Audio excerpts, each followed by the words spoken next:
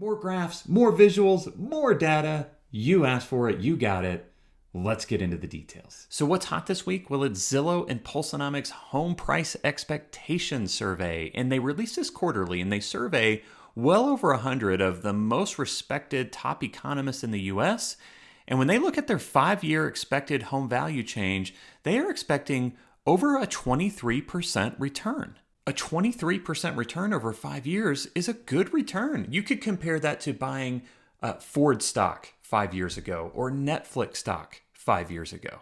Now, these same economists were also asked about 30-year fixed mortgage rates, and the overwhelming majority think that we've already hit the peak in the first quarter of this year, and they're expecting rates to continue to decrease as we get further into this year, which is great news and mirrors what we've been predicting as well. So what's not this week? Well, it's mortgage rates, unfortunately. And though they are still well below the highs that we saw last year, they did take a little bit of a jump upward this week, and it has to do with that jobs report I mentioned on my last video. So digging into this jobs report a little bit more, which is absolutely baffling economists, it is surprising to learn a couple of things. First of all, the household survey showed that job gains were around 894,000. Now, it's interesting to note that over 600,000 of those jobs were part-time. Now, what's even more interesting is a new methodology that they use to calculate these numbers, and it's something called the population control effect. And that accounted for 810,000 of the 894. So when you strip that out, it's really only about 84,000 new jobs.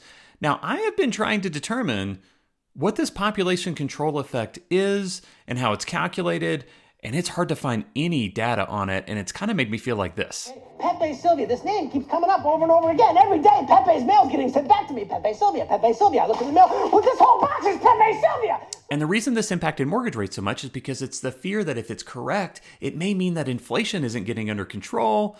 But yet there's a multitude of economic reports that investors and the Fed look at, so you can't look at just one. And that leads me to my what's next. Now on Tuesday, the CPI comes out, which has been a major market mover in the past. Now we're not expecting huge movements this week. However, when you combine that with the other economic reports, specifically the jobless claims report that will come out on Thursday, there could be a little bit of an impact to mortgage rates, hopefully for the better. As always, thank you so much for watching. And remember, for quick pre-approvals and even answers on scenarios, my contact information is below. We are here to support you.